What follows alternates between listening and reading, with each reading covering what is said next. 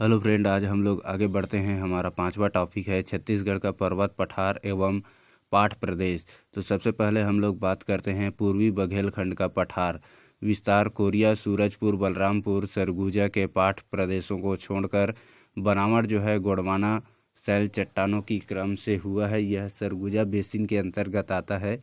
आगे हम लोग देखते हैं चांग भखार देवगढ़ की पहाड़ी विस्तार कोरिया उत्तरी भाग में विस्तृत है।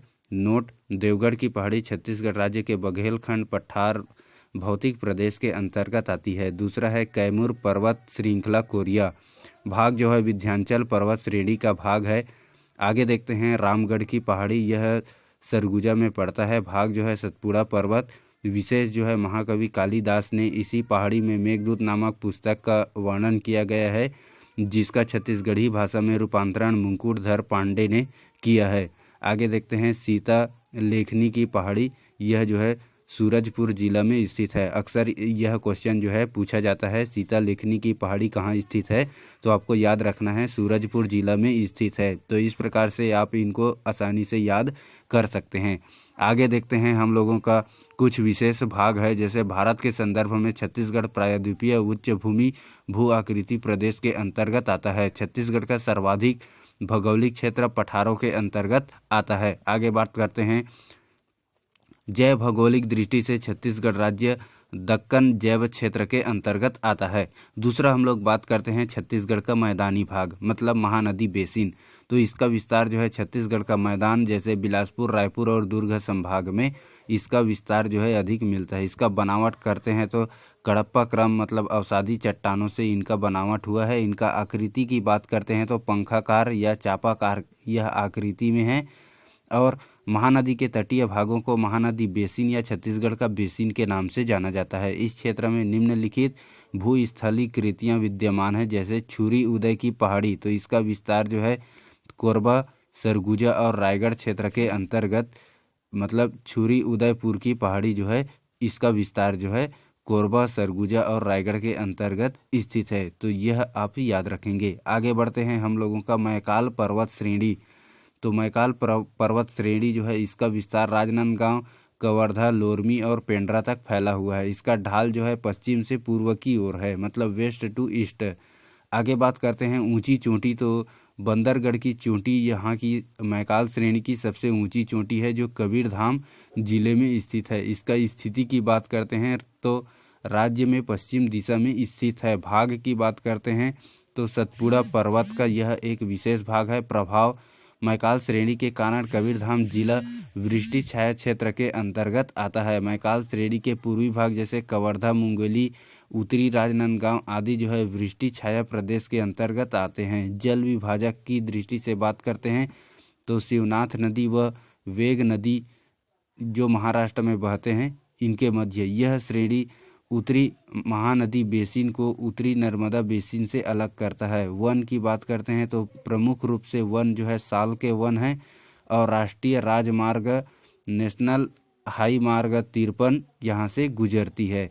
आगे बात करते हैं बिलासपुर रायगढ़ का मैदान। तो ऊंची चोटी दल्हा पहाड़ जो है 760 मीटर ऊंचा है। यह अकलतरा जांजगीर चांपा जिले में स्थित है। तो बिलासपुर रायगढ़ की पहाड़ में यह प्रमुख पहाड़ है। दूसरा है सिहावा पर्वत। तो यह धमतरी जो महानदी का उद्गम स्थल फरसिया नामक स्थान से हुआ है ना, मतलब धमतरी की सिहावा पर्वत से महानदी का उद्गम स्थल हुआ है। इसका प्राचीन नाम की बात करते हैं तो सुक्तिमती, और यहाँ आश्रम जो है श्रृंगी ऋषि का एक महत्वपूर्ण आश्रम है। आगे देखते हैं छाता पहाड़। तो छाता पहाड़ जो है बलौदा बाजार में स्थित है। तीसरा महत्वपूर्ण बात करते हैं हम लोग पाठ प्रदेश।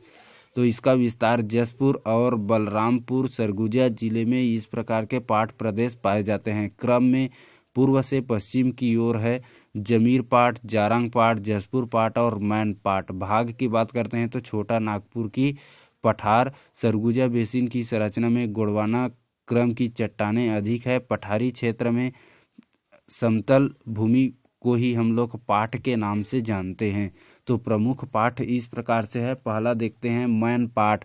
तो सरगुजा छत्तीसगढ़ का शिमला कहा जाता है मैनपाट को, और मैनपाट सरगुजा जिला में स्थित है।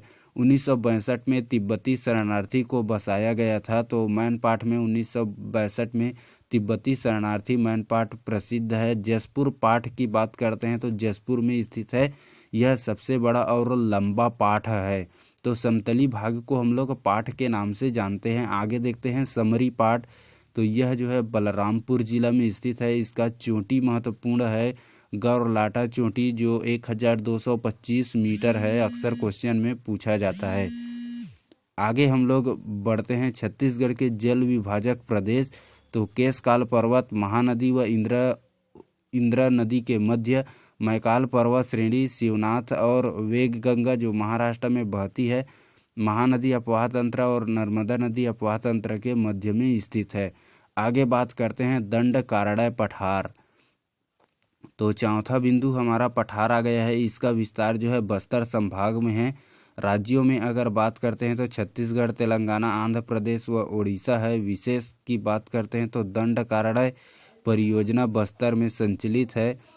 रावघाट की पहाड़ी जो है कांकेर में, बैलाडीला की पहाड़ी दंतेवाड़ा में, यह लौह अयस्क के लिए प्रमुख है। और विशाखापट्टनम बंदरगाह से जापान भेजा जाता है यहाँ की लोहे को, है ना।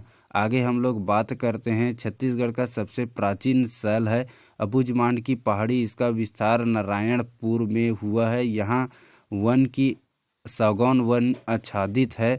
आगे बात करते हैं छत्तीसगढ़ का सर्वाधिक क्षेत्र वर्षा जो है इसी स्थान में होते हैं, इसलिए छत्तीसगढ़ का चेरापूंजी अबुझमाड़ को कहा जाता है। Thank you.